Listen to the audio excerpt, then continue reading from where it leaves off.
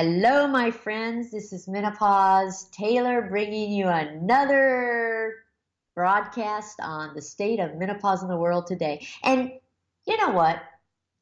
It's time for another reality check on your relationship with food. I've been talking about food lately. So, this particular broadcast really isn't about you or your relationship with food. It's really about why you have the relationship you have with food. And it's very important for menopause because it's going to make a big difference in many, many, many different aspects of your menopause. It's about your part in the health of the economy. So you see, you probably think of your health as an individual matter. But the fact is, you are part of the economy. And as a part of the economy, your behavior either benefits or hurts the economy. So the question is, does the health of the economy benefit or hurt your health? And the fact is that you've been programmed by the economy in order to protect the health of the economy at the expense of your own health. I know you probably think I've lost it. You probably think, oh my God, she's rambling. But just keep listening because a light bulb is going to go off before this video is over. And the light bulb might just shatter for you. In this broadcast, I'm going to explain how and why you have been brainwashed, programmed, and conditioned for the sake of the economy. So I call this broadcast What Big Industry Doesn't Want You to Know About Food. Because you are but a tool for the benefit of big business, and in this case, big industry. And all the brainwashing, programming, and conditioning even has you believing that you're doing what's best for you, but instead it's killing you. So this is another broadcast that everyone should listen to. It doesn't matter if you're male or female, young or old. This one is one you shouldn't miss because this one's really going to get your attention. What I'll do is talk about the different sectors involved and weave them together as we proceed. So first, there is the economy. Now, by that, I mean the management of resources in a community, especially with a view to its productivity. The economy is all about creating and supporting industries. So it's business, business, business, business. The industries that are at the crux of our discussion today are the food industry, the medical industry, the vitamin, mineral, and supplement industry, the pharmaceutical industry, the fitness industry, and the scientific industry. If you live in any developed country, part of the reason it's developed is because of big business. And the reason businesses become big is because they get consumers to buy their products. So that's very basic, right? And in this case, you are the consumer. And these big businesses get you to buy their products by brainwashing you into believing that you need their products. And that brainwashing leads to programming, which leads to conditioning. And voila, with that, you're a customer for life. And these industries will just get bigger and more successful while you get sicker and more addicted to the products.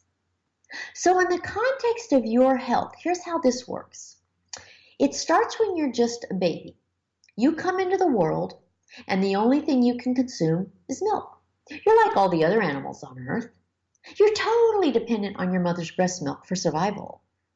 And you have an enzyme called lactase to digest the milk. But of course, you're only going to breastfeed for a few months. Well, the dairy industry says, hey, if we can get people to think they should continue drinking milk after they're weaned from the breast, we can make a bucket load of money. So they market their milk to your parents.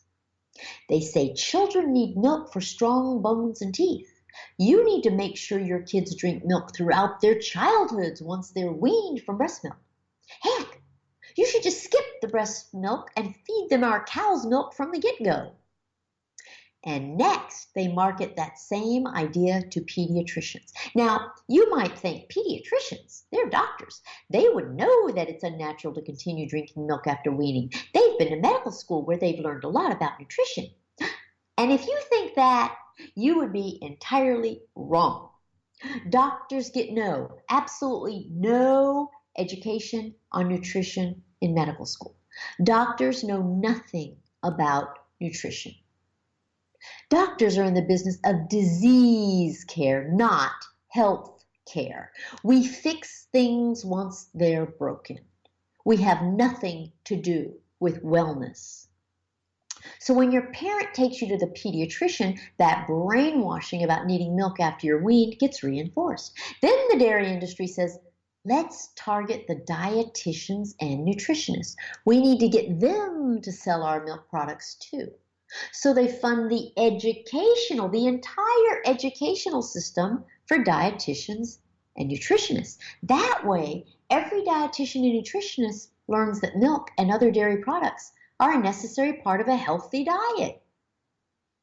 Next, the dairy industry says, now we need to get schools to reinforce the programming about dairy being necessary. So they contract with the schools to supply them with those little square cartons of milk. Remember those? And when you start going to school, you've already had 5 years of conditioning by your mom to drink your milk, honey. And the school reinforces that for the next 12 years by putting that little carton of milk on your lunch tray every single day. Of course, throughout your life, you see TV commercials, magazine ads, and every other form of advertising about milk. And along with that, you are introduced to all sorts of other things that the dairy industry makes with their milk. Butter, cream, ice cream, yogurt, cheese. And the more you eat of these products, the more you love them. The more you think you can't live without them. Never mind that Mother Nature intended for you to stop ingesting milk. Not only that, she designed your body to stop producing the enzyme to digest the lactose in milk. So when you become an adult, you start noticing that you feel weird when you eat dairy products. You get bloated, have gas, pass diarrhea, stools, and even have abdominal cramping. So the dairy industry says, hey, let's tell all the people who can't digest dairy that they have a medical problem called lactose intolerance. And let's make a whole line of our dairy products just for them. So they create a whole line of lactate and lactose-free products just so you can continue your addiction to dairy and not suffer the consequences, at least not in the short term. So you buy the lactose-free stuff and feed your dairy addiction. The fact is that dairy is poison to your body. It causes heart attacks and cancers. But you don't know that. The dairy industry has made sure that you don't know that. You've been brainwashed, programmed, and conditioned to do whatever it takes to keep on eating that dairy. So you do what's good for the economy, even though it's bad for you. And then there's the meat industry. Now, this is a big industry. There are cattle farms, slaughterhouses, chicken farms, curing companies, packaging companies, farm animal feed companies, and on and on and on. And there are all the grocery stores, restaurants, and advertising companies to push the meat. And finally, there's you. You are at the bottom of the food chain on this one. And I mean that both literally and figuratively. It all starts when you're a little kid. And the family meal centers around the meat. When you ask, what's for dinner, Ma? Your mom answers, meatloaf. She doesn't say cruciferous vegetables. And then you have the meat and potatoes families. Not only do they eat only meat and potatoes, they talk about eating only meat and potatoes. And they do so with such great pride, as if eating meat and potatoes makes you tough or something. And men seem to think that eating meat and potatoes makes them macho. Well, if it's macho to be fat, sick, have a heart attack, or get cancer, then fine. Meat and potatoes will definitely get you there. But I just don't get all the gloating over eating meat and potatoes. And in cultures where meals consist of separate food items, each in their own little pile on your plate, the meat tends to constitute the biggest portion. There are many cultures in which meat constitutes only a small percentage of the overall meal. And usually the meat is mixed in with the other food. It's cut up, minced, or minimally present. Inevitably, those cultures have much healthier diets than the ones that center the entire meal around the meat. And the biggest fallacy about meat is that it's the only source of protein. Most people have no idea that you can get higher quality protein from plants than you can from meat. And like the dairy industry's efforts in making you believe you need dairy for calcium, the meat industry makes you believe you need meat for protein. See, both of these are absolutely false. But after years and years of hearing all the advertising and hearing everyone you know echo the advertising and never hearing anything to the contrary, you believe that you need dairy for calcium and meat for protein. And you see that all of society is built around these needs. It's almost impossible to go to a restaurant or to someone else's house for dinner and avoid meat or dairy. I mean, everybody eats these things. Most people never even stop to think about how illogical it is.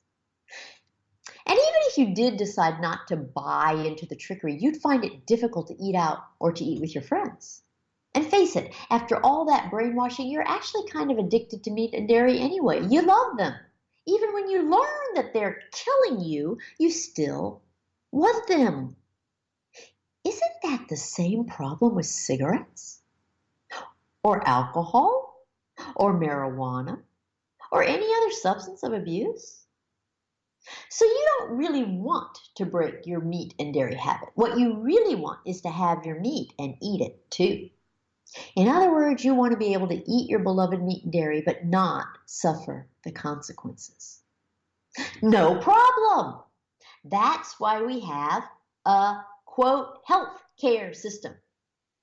Well, I say health care, but it really is a disease care system. And that's all part of big industry too. They call it a healthcare system as if it's there to keep you healthy, but it's not. Medical education, all 4 years of medical school, teach doctors how to fix what's broken. That's what we do. I'm an MD. That's what we do. We fix things that are broken. We do not get a minute of nutrition. We do not get a minute of exercise physiology. We learn nothing about the benefits of avoiding disease in the first place. So if that's what you thought your doctor could do for you, then you've got the wrong profession.